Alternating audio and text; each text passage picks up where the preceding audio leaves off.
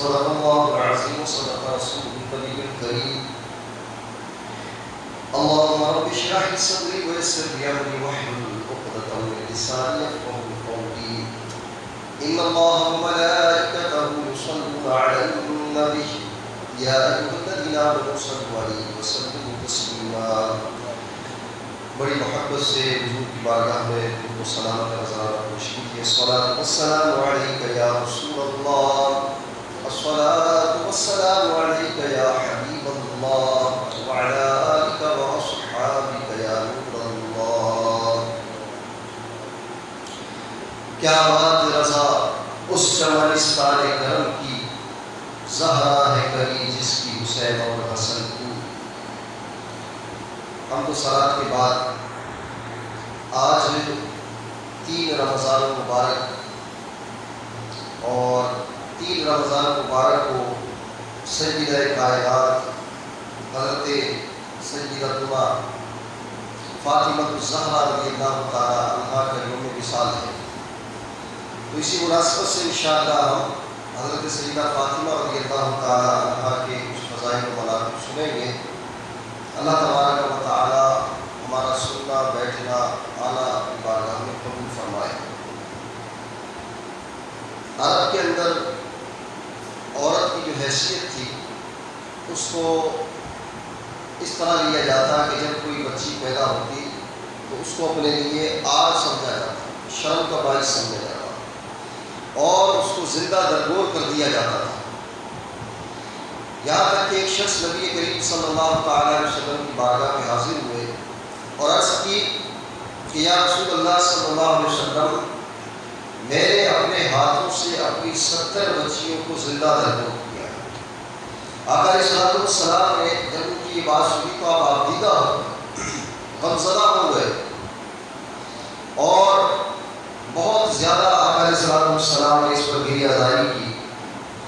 تو عرب کے لوگ سمجھتے تھے کہ جب بچی ہے یہ ہمارے لیے شرم کا باعث ہے، لیکن اسلام میں آ کر عورت کو وہ عزت دی، وہ مقام دیا کسی مذہب نے نہیں دیا. عرب کے معاشرے کی جب ہسٹری ہم دیکھتے ہیں تو نبی کریم علیہ السلام کی بعثت ہوئی تو آپ صلی اللہ تعالیٰ علیہ وسلم کی 4 صاحبزادیاں تھیں. ان میں سب سے بڑی صاحبزادی حضرت سیدتنا زینب رضی اللہ تعالیٰ عنہ، پھر حضرت ام کلثوم، پھر حضرت رقیہ اور حضرت فاطمہ الزہرا. 4 صاحبزادیاں اور 3 صاحبزادے تھے. تو نبی کریم علیہ السلام نے بیٹیوں کے ساتھ کس طرح سلوک کرنا چاہیے، کس طرح زندگی گزارنی چاہیے، وہ کیسا لائف اسٹائل ہو، آپ نے وہ کر کے بتایا.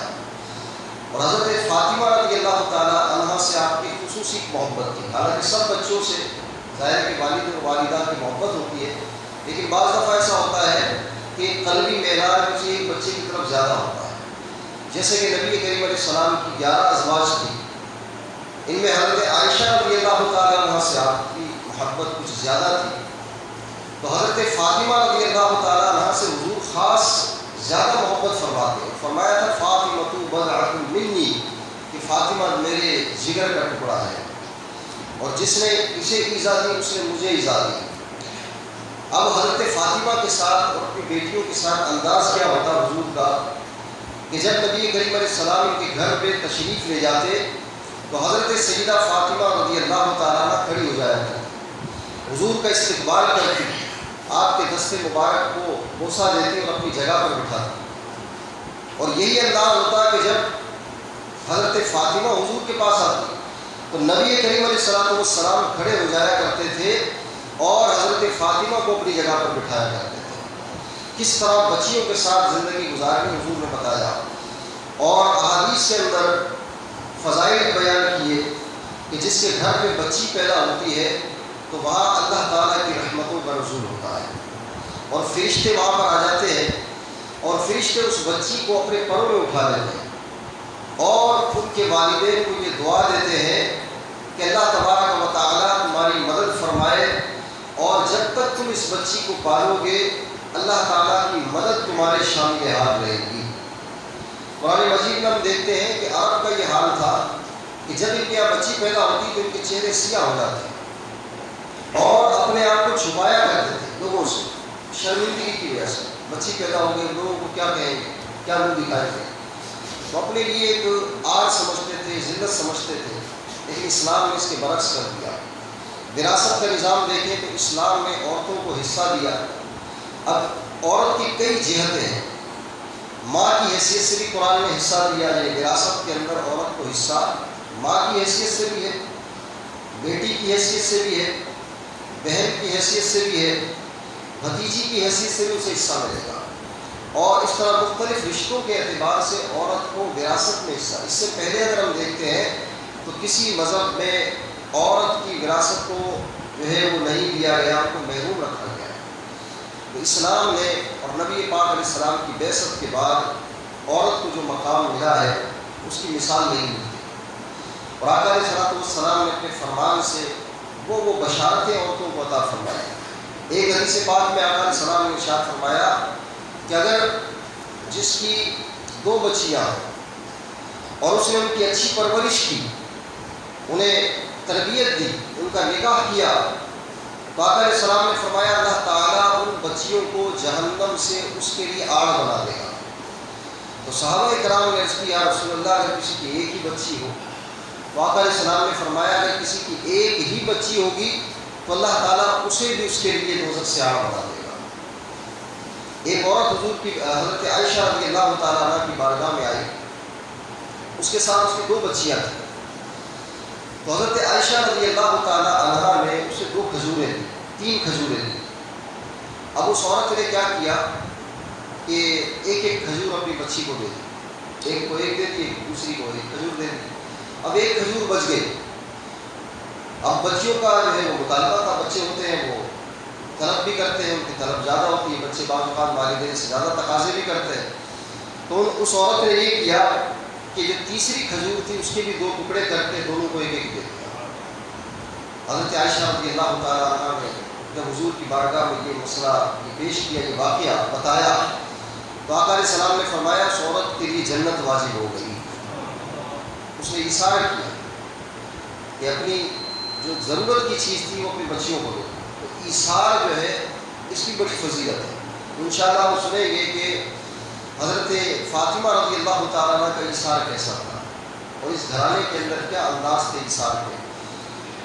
تو نبی کریم صلی اللہ تعالیٰ علیہ وسلم نے عورتوں کو کس طرح گزارنا ہے، زندگی کیسے گزارنی، قرآن نے بھی بیان کیا، حدیث نے بھی بیان کیا۔ سورہ نور کو جب ہم پڑھتے ہیں تو ایک ایک چیز کو اللہ تعالیٰ نے واضح طور پر بیان کیا۔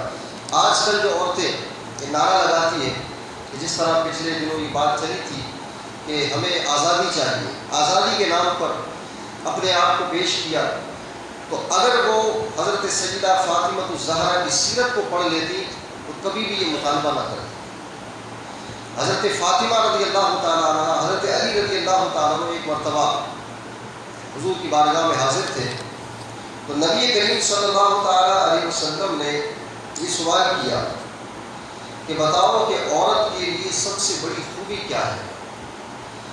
تو کسی نے بھی جواب نہ دیا۔ پھر حضرت علی رضی اللہ تعالیٰ عنہ جو تھے وہ گھر گئے اور گھر پہ جا کر حضرت فاطمہ سے پوچھا کہ بتاؤ کہ عورت کے لیے سب سے بڑی خوبی کیا ہے؟ تو حضرت فاطمہ نے بتایا، جواب دیا کہ عورت کی سب سے بڑی خوبی یہ ہے کہ وہ نہ کسی اجنبی کو دیکھے اور نہ کوئی اجنبی اس کو دیکھے۔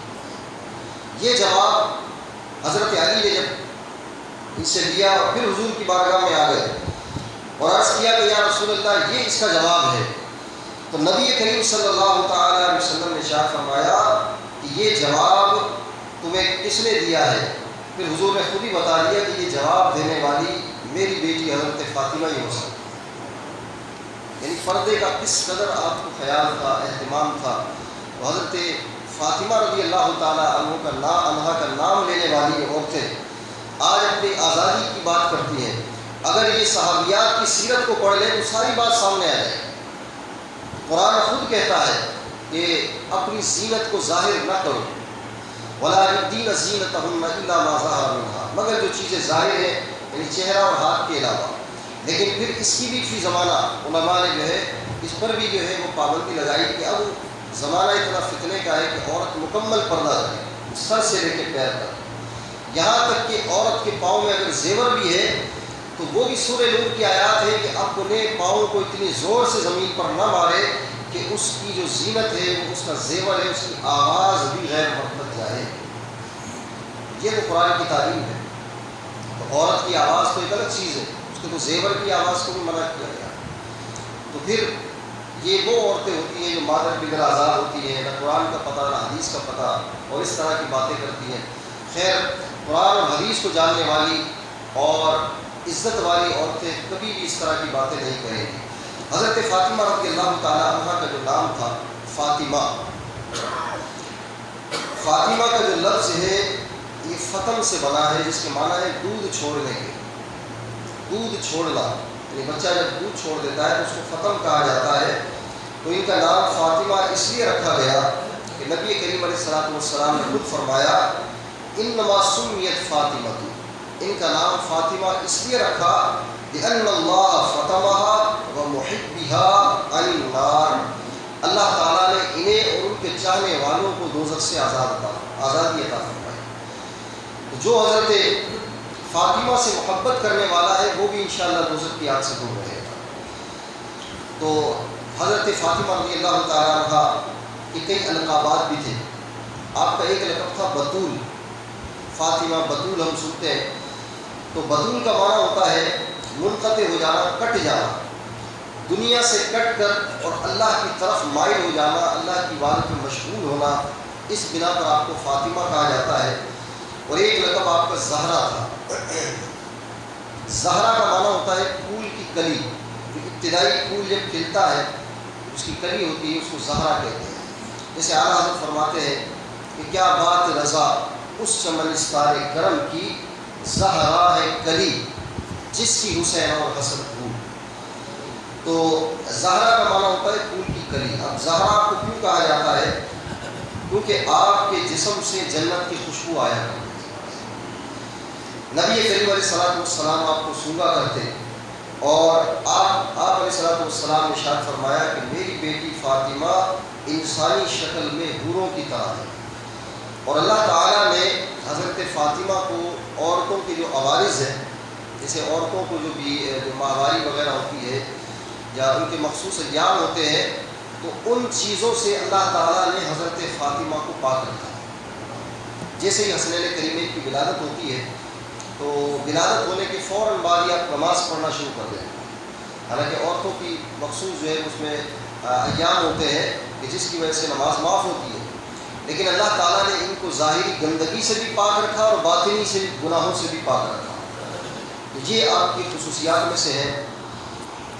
حضرت فاطمہ رضی اللہ تعالیٰ عنہ جو تھی، وہ نبی پاک صلی اللہ تعالیٰ علیہ وآلہ وسلم کی عمر مبارک جب 35 سال کی ہوئی تو اس وقت آپ کی ولادت ہوئی، اور آپ اپنی سرکار کی صاحبزادیوں میں سب سے چھوٹی صاحبزادی تھی۔ نبی کریم علیہ السلام کی محبت ان سے بہت زیادہ تھی۔ آقا علیہ السلام سے یہ بھی محبت کرتی، اور ان کے حوالے سے لکھا گیا کہ نبی کریم صلی اللہ تعالیٰ علیہ وسلم کی شکل و شباہت میں اور اٹھنے بیٹھنے کے انداز میں، گفتگو کے انداز میں حضرت سیدہ فاطمہ سرکار سے بڑی مشابہت کرتی تھی۔ یعنی حضور کا چہرہ اور حضرت فاطمہ کا چہرہ، حضور کا انداز اور ان کا انداز ایک جیسا تھا۔ ایک مرتبہ حضرت فاطمہ بیٹھی تھی، نبی کریم صلی اللہ تعالیٰ علیہ وسلم تشریف لائے، ازواج مطہرات بھی تھی۔ آقا علیہ السلام نے ان کے کان میں کچھ بات کہی تو آپ رونے لگے۔ پھر اس کے بعد سرکار نے دوبارہ ایک بات کی تو آپ مسکرانے لگے۔ حضرت عائشہ رضی اللہ تعالیٰ عنہ بھی اس مجلس میں تھی، اور کہا کہ آپ ہمیں بتائیں کہ کیا بات حضور نے کہی ہے۔ تو آپ نے اس وقت جو ہے ان سے کہا کہ نبی کریم صلی اللہ تعالیٰ علیہ وآلہ وسلم نے پہلے مجھے کہا کہ جبریل میرے پاس آتے تھے، ہر سال رمضان میں آتے قرآن مجید کا دور کرتے تھے۔ اس مرتبہ جبریل میرے پاس آئے اور 2 مرتبہ قرآن کا دور کیا، اور اس پر اشارہ تھا کہ نبی کریم علیہ السلام کا وصال ہونے والا ہے۔ تو آپ رو پڑی۔ پھر اس کے بعد حضور نے فرمایا کہ میرے خاندان میں سب سے پہلے تم مجھ سے ملنے والی ہو۔ حضرت فاطمہ اس پر ہنسنے لگی۔ تو نبی کریم علیہ السلام کی وصال ظاہری کے بعد حضرت فاطمہ کو کسی نے ہنستے ہوئے نہیں دیکھا۔ 6 مہینے کے بعد آپ کا وصال ہو گیا۔ حضور سے بے پناہ محبت کرنے والی تھی اور آپ مسکرائی نہیں کبھی بھی، اور 6 ماہ کے بعد آپ کا وصال ہو جاتا ہے۔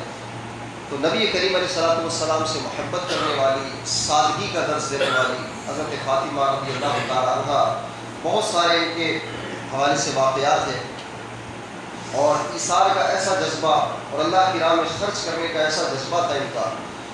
ایک مرتبہ حضور کی بارگاہ میں ایک وفد آیا، اور وفد جو ہے وہ مسلمان ہوا۔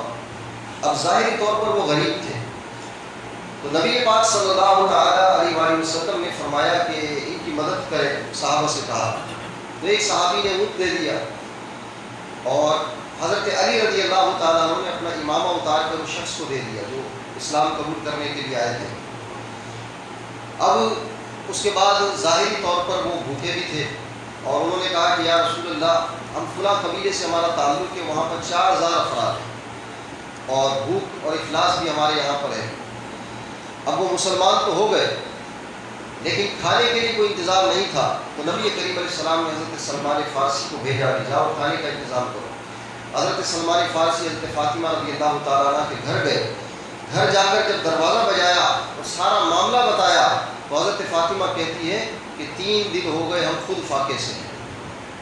پھر اس کے بعد حضرت فاطمہ نے کہا کہ ایسا کرو، میری چادر لے جاؤ، اور فلاں یہودی جو ہے جس کا نام شمون تھا، اس کے پاس جاؤ، میری چادر کو گروی رکھو اور اس سے کچھ جو لے کر آئے۔